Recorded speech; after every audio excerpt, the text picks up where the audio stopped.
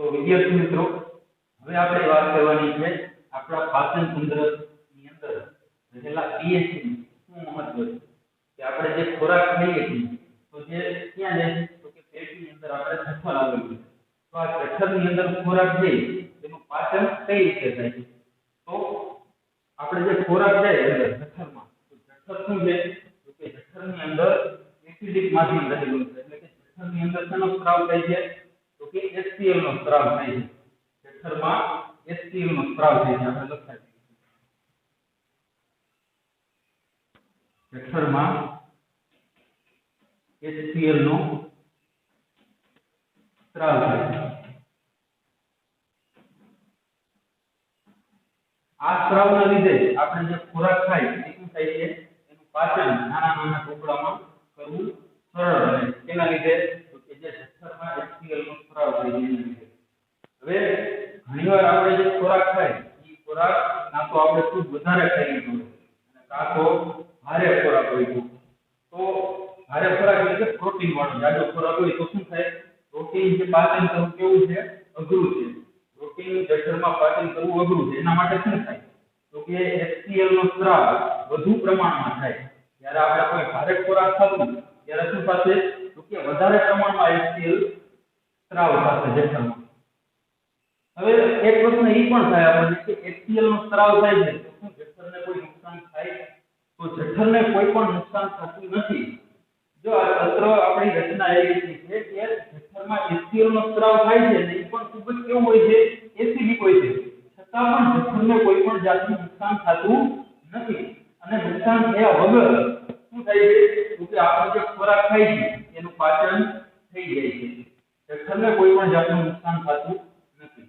હવે જ્યારે આપણે વધુ પડતો ખોરાક ખાય ત્યારે વધુ પ્રમાણમાં HCl સ્ત્રાવશે. એટલે કે સ્ત્રાવ સાથે HCl નો વધારે થશે. તો જ્યારે આપણે વધુ પડતો ખોરાક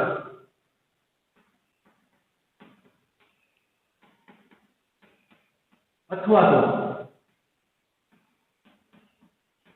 ભારે ખોરાક ખાય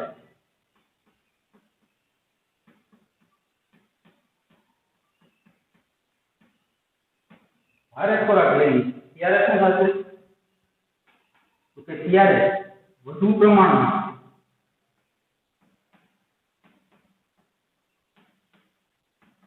HCl નો સ્ત્રાવ થાય છે. જ્યારે આપણે વધુ પડતો ખોરાક અથવા તો ભારે ખોરાક લઈશું ત્યારે HCl નું વધુ પ્રમાણમાં સ્ત્રાવ થાય. હવે HCl વધારે પ્રમાણમાં છે એટલે આપણને પેટમાં દુખાવો અથવા તો ઉત્તેજના ઉત્પન્ન થાય. પેટમાં શું થાય, વધારે પડતો HCl થશે તો શું થશે તો આપણને પેટમાં થોડો દુખાવો એટલે કે જેને આપણે એસિડિટી કહીએ છીએ એસિડિટી ઉત્પન્ન થશે, આપણને અનુભવ થશે પેટમાં.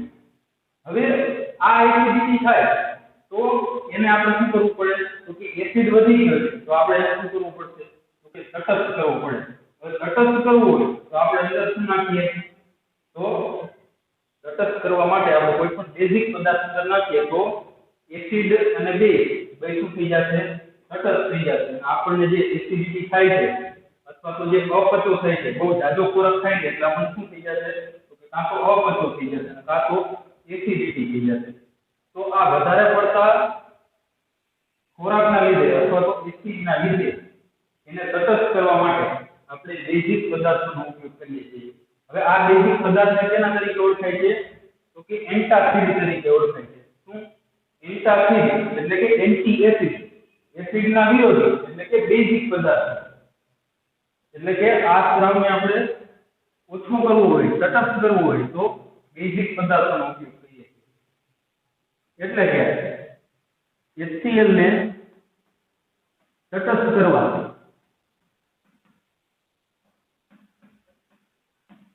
કેવા પદાર્થોનો તો કે બેઝિક પદાર્થ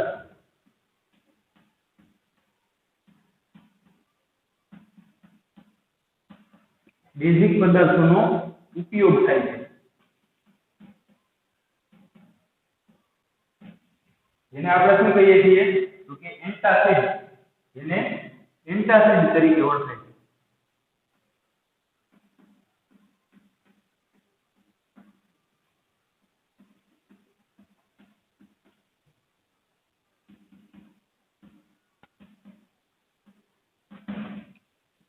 એન્ટાસિડ તરીકે ઓળખવામાં આવે છે.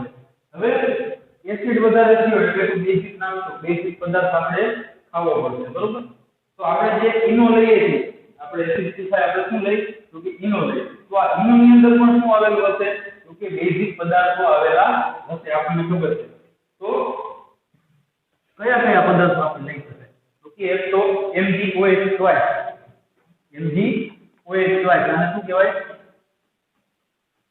મેગ્નેશિયમ હાઇડ્રોક્સાઇડ અથવા તો મિલ્ક ઓફ મેગ્નેશિયા, આપણે એને પણ મિલ્ક ઓફ મેગ્નેશિયા તરીકે પણ ઓળખીએ છીએ.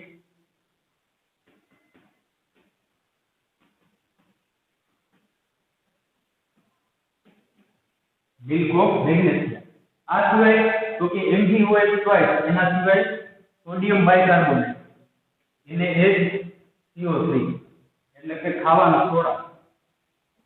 તો આ MgOH ટ્વાઇસ અને સોડિયમ બાયકાર્બોનેટ આ શું છે તો કે આ બધાય મંદ બેઝ છે. મંદ બેઝ છે એટલે અંદર જે આપણે એસિડ જઠરમાં ઉત્પન્ન થયો છે એને શું કરી નાખશે? તટસ્થ કરી નાખશે વધારે પડતા એસિડને, અને આપણને રાહતનો અનુભવ થશે. તો આ હતી આપણી પાચન તંત્રમાં pH નું મહત્વ શું છે. જઠર ખૂબ જ એસિડિક હશે. એસિડિક હશે એટલે કે તેમાં HCl નો સ્ત્રાવ થાય છે. જઠરની અંદર HCl નો સ્ત્રાવ થાય. HCl નો સ્ત્રાવ થાય એટલે કે આપણે ભારે ખોરાક લીધો, ભારે ખોરાકના લીધે આપણા પેટમાં HCl નો સ્ત્રાવ વધુ પ્રમાણમાં થશે. વધુ પ્રમાણમાં થાય એટલે આપણને શું થશે તો કે કાં તો આપણને અપચો થશે અથવા તો ખોરાક પચશે નહીં પૂરો, ભારે ખોરાક લીધો હશે અથવા તો વધારે પડતો ખોરાક લીધો હશે. તો આ ખોરાકને પચાવવા HCl નો વધારે પ્રમાણમાં સ્ત્રાવ થાય છે, એટલે એને તટસ્થ કરવા માટે આપણે બેઝિક પદાર્થ તરીકે અમુક પદાર્થોનો ઉપયોગ કરીએ છીએ, જેમ કે MgOH twice, milk of magnesia અથવા તો સોડિયમ બાયકાર્બોનેટ. તો આ છે આપણી પાચન તંત્રના pH નું મહત્વ. હવે આપણે pH માં ફેરફારના લીધે દાંતમાં સડન કઈ રીતે થાય, સડો કઈ રીતે થાય દાંતમાં, એ આપણે જોવાનું છે. તો મોઢા જે છે આપણે એનો આપણે ખોરાકનો ચાવવા માટે ઉપયોગ કરીએ છીએ દાંતનો. તો આ દાંત રહ્યા એ શું છે તો કે એ દાંત જે છે એ આપણા સૌથી મજબૂત છે. આપણા આખા શરીરનો જે ભાગ છે એમાં સૌથી મજબૂત જે ભાગ હોય તે શું છે? દાંત છે. દાંતની ઉપર શેનું આવરણ આવેલું હોય તો કે દાંત પર ઇનેમલનું આવરણ આવેલું હોય છે. દાંત ઉપર ઇનેમલ નામનું એક આવરણ આવેલું હોય છે. હવે આ દાંત જે છે એ શેના બનેલા હોય છે તો કે કેલ્શિયમ ફોસ્ફેટના બનેલા હોય છે. દાંત જે છે એ શેના બનેલા હોય છે? Calcium phosphate.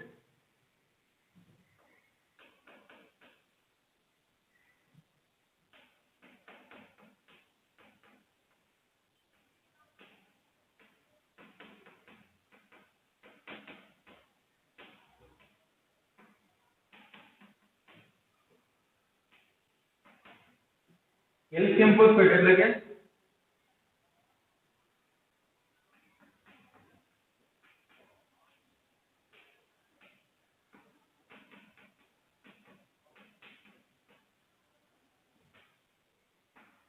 કેલ્શિયમ ફોસ્ફેટ નું અણુસૂત્ર શું થાય તો કે Ca3PO4 આ શું છે આપણે કે દાંત ઉપર કેલ્શિયમ ફોસ્ફેટ બનેલું છે જે ધાતુ, તો એનું અણુસૂત્ર શું છે? Ca3PO4. હવે આ જે છે એ સૌથી મજબૂત ભાગ છે આપણા શરીરનો. તો જ્યારે એસિડિક પદાર્થો એટલે કે જે આપણે ખોરાક ખાઈએ છીએ એ ખોરાકના લીધે અંદર શું થાય છે તો કે એસિડિક પદાર્થ ઉત્પન્ન થાય છે. તો અંદર જે આપણે મોઢામાં ખોરાક ખાશું તો અંદર બેક્ટેરિયા આવેલા છે. તો આ બેક્ટેરિયા શું કરે છે તો કે જે ખોરાક હોય એ વધારાનો જે ખોરાક હશે, જે આપણે ખોરાક ખાઈ લીધા પછી જે વધારાનો દાંતમાં જે રહી ગયો છે તો એ દાંતમાં જે વધારાનો ખોરાક છે એનું બેક્ટેરિયા વિઘટન કરે છે. હવે આ વિઘટન કરે છે એના લીધે શું ઉત્પન્ન થાય છે તો કે અંદર એસિડ ઉત્પન્ન થાય છે, અને એસિડ ઉત્પન્ન થાય એના લીધે દાંતનો સડો થાય છે. હવે દાંત જે છે એનો સડો શરૂ થવાની pH કેટલી છે એટલે કે ક્યારે શરૂઆત થાય તો કે જ્યારે pH 5.5 કરતા ઓછી જાય. pH 5.5 કરતા શું થાય તો કે ઓછી થાય, વધારે એસિડિક થાય. તો શું થશે તો કે દાંતમાં સડો થવાની શરૂઆત થાય એટલે કે pH કેટલી થાય જ્યારે pH 5.5 કરતા ઓછી થાય ત્યારે શું થશે દાંતનું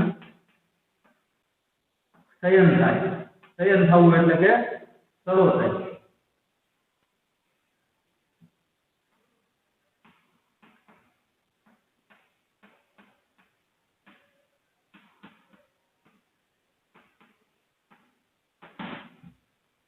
દાંતનું શયન થવાની શરૂઆત ક્યારે થશે તો કે જ્યારે pH 5.5 કરતા ઓછી થાય ત્યારે હવે આ જે બેક્ટેરિયા છે એ શું કરે છે તો કે બેક્ટેરિયા ખોરાકનું વિઘટન કરે છે દાંતમાં ફસાયેલો જે ખોરાક છે એનું વિઘટન કરે છે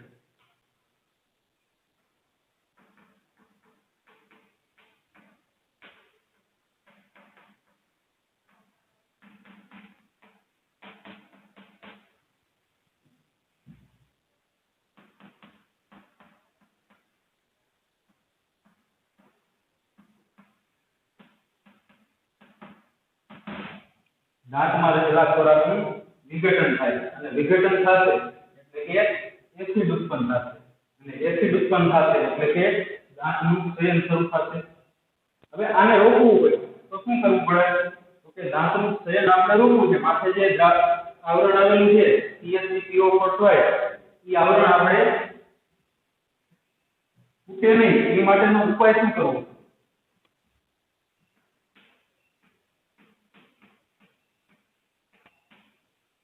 તો આ દ્રાવણ આવરણ તૂટે નહીં એ માટે આપણે શું કરવું પડે તો કે બેઝિક પદાર્થ આપણે મોઢામાં નાખવો પડે એટલે કે બ્રશ કરવું પડે બ્રશમાં જે આપણે ટૂથપેસ્ટ વાપરીએ છીએ ટૂથપેસ્ટ શેની બનેલી હોય તો કે બેઝિક પદાર્થોની બનેલી હોય આ બેઝિક પદાર્થ હશે એ દાંતમાં આપણે ઘસીએ એટલે શું થાય તો કે જે એસિડિક પદાર્થ જે અંદર આવેલા છે આપણા દાંતની અંદર એનું શું કરી નાખશે તટસ્થીકરણ કરી નાખશે તટસ્થીકરણ થઈ જાય એટલે કે દાંતનો સડો હવે થશે નહીં કારણ કે તટસ્થ થઈ ગયો અંદર જે એસિડ આવેલો હતો એ શું થઈ ગયો તટસ્થ થઈ ગયો એટલે હવે દાંતનું શયન થાય છે અથવા તો બીજું શું કરવું પડે તો કે આપણે દાંતને વ્યવસ્થિત સાફ રાખવો પડે એટલે ખોરાક અંદર ફસાઈ ન જાય એનું ધ્યાન રાખવું પડે આપણને ખબર છે ખોરાક ફસાઈ જાય એના લીધે શું થાય છે તો કે જે બેક્ટેરિયા છે એનું વિઘટન કરીને એસિડ ઉત્પન્ન કરે છે તો બીજું આપણે એ ધ્યાન રાખવું પડે કે અંદર કોઈ પણ જાતનો ખોરાક રહે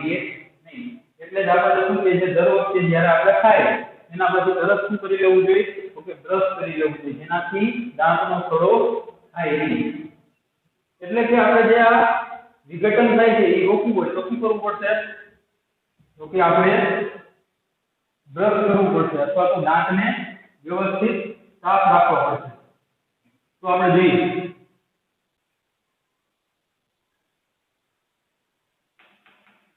દાંતનું શયન અટકાવવા મોંને કેવું રાખવું જોઈએ સાફ રાખવું જોઈએ